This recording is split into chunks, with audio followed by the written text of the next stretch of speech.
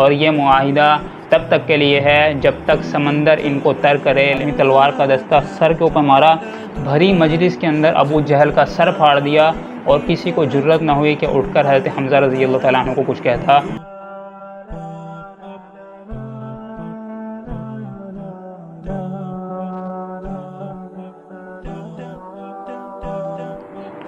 بسم اللہ الرحمن الرحیم۔ مسلح کا شکل یعنی بیٹلز آف رسول صلی اللہ علیہ وسلم، اس کی جو چوتھی جنگ ہے وہ چوتھا سریہ نہیں ہے بلکہ وہ غزوہ ہے جو سریہ نخلہ ہے، یعنی میں نے آپ کو بتایا تھا 4 سریات ہیں، 4 غزوات ہیں غزوہ بدر سے پہلے، تو اس میں جو چوتھا سریہ ہے تو وہ 8ویں نمبر پہ ہے۔ چوتھے نمبر پہ جو آتا ہے وہ غزوہ ہے جس میں رسول اللہ صلی اللہ علیہ وسلم خود تشریف لے کر گئے تھے بنفس نفیس۔ اللہ کے نبی صلی اللہ علیہ وسلم 70 مہاجرین کو لے کر روانہ ہوئے تھے، تو اس غزوے کا نام ہے غزوہ ابواء یا ودان۔ یہ جو ودان ہے یہ مکہ اور مدینہ کے درمیان میں ایک جگہ کا نام ہے، اور جو ابواء ہے یہ اس کے قریب ہی ایک جگہ تھی، تو لہٰذا اختلاف ہے کہ اس کا نام ابواء ہے یا ودان ہے، یعنی غزوہ ابواء ہے یا ودان ہے۔ تو یہ کب پیش آیا تھا؟ یہ جنوری فروری کے لحاظ سے اگست کا مہینہ تھا، اور جو قمری مہینے ہیں قمری مہینے ہیں اس کے لحاظ سے یہ صفر کا مہینہ تھا، اور 623 عیسوی تھی، اور ہجرت کا دوسرا سال تھا۔ تو اللہ کے نبی صلی اللہ علیہ وسلم نکلے، اور جو اپنا نائب ہے مدینہ کے اندر وہ حضرت سعد ابن عبادہ رضی اللہ تعالیٰ عنہ، جو خزرج کے سردار تھے، 2 ہی قبیلے تھے اوس اور خزرج، تو خزرج جو ہے وہ بڑا قبیلہ تھا، اس کے جو سردار تھے وہ سعد بن عبادہ رضی اللہ تعالیٰ عنہ تھے۔ تو اللہ کے نبی صلی اللہ علیہ وسلم نے اپنا نائب ان کو مدینہ کا بنایا، یعنی مدینہ کا جو نائب ہے اپنے پیچھے ان کو امیر بنایا، اور اللہ کے نبی صلی اللہ علیہ وسلم تشریف لے کر گئے، اور کوئی واقعہ پیش نہ آیا، یعنی جو ہے کوئی جنگ وغیرہ نہ ہوئی اور اس کے ساتھ ٹاکرا نہ ہوا، لیکن اللہ کے نبی صلی اللہ علیہ وسلم نے ایک معاہدہ کیا بنو زمرہ کے ساتھ۔ یہ اس کے اندر ایک واقعہ ہوا کہ بنو زمرہ کے ساتھ ایک قبیلہ تھا، اللہ کے نبی صلی اللہ علیہ وسلم نے جو ہے اس کے ساتھ معاہدہ کیا، اور اس کی جو تحریر تھی وہ کچھ اس طرح تھی جس کا مفہوم یہ ہے کہ محمد رسول اللہ صلی اللہ علیہ وسلم کی طرف سے یہ معاہدہ ہے، یہ تحریر ہے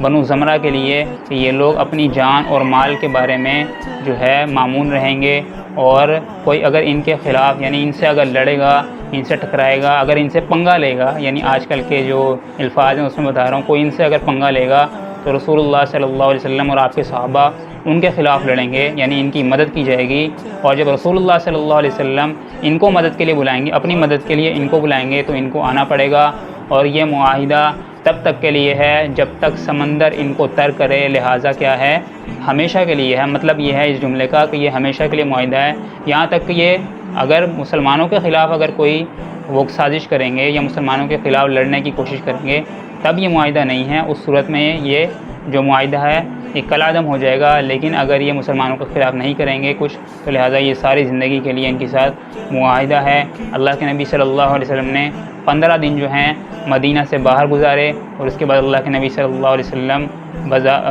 مدینہ کے اندر تشریف لے آئے، اور جو اس میں جو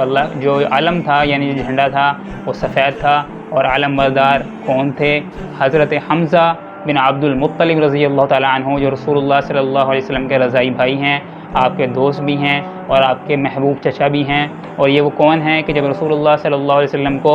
ابو جہل نے گستاخی کی تھی ایک مرتبہ، اور جو عبداللہ ابن جدعان ایک آدمی تھا مکہ کے اندر، اس کی لونڈی نے یہ سارا معاملہ دیکھا تھا، تو حضرت حمزہ رضی اللہ تعالیٰ عنہ شکار کر کے واپس آئے۔ یہ حضرت حمزہ کے ایمان لانے کا قصہ ہے۔ حضرت حمزہ تشریف لائے، جب ایمان لے کر آئے تو اسلام کو عزت ملی تھی،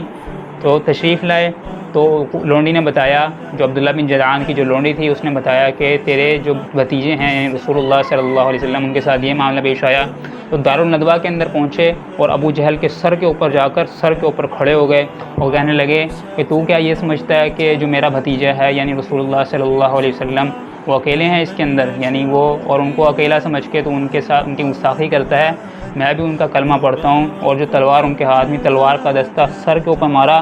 بھری مجلس کے اندر ابو جہل کا سر پھاڑ دیا، اور کسی کو جرت نہ ہوئی کہ اٹھ کر حضرت حمزہ رضی اللہ تعالیٰ عنہ کو کچھ کہتا۔ تو وہ جری اور دلیر جو شاہ سوار تھے ان کو رسول اللہ صلی اللہ علیہ وسلم نے اس غزوہ کے اندر علم عطا کیا تھا۔ تو جو غزوہ ابواء یا ودان ہے اس کا چیپٹر اتنا ہی ہے، چھوٹا سا غزوہ تھا، اس کے اندر جنگ نہیں ہوئی، اور بنو زمرہ کے ساتھ جو ہے رسول اللہ صلی اللہ علیہ وسلم نے معاہدہ کیا۔ على جبين تجري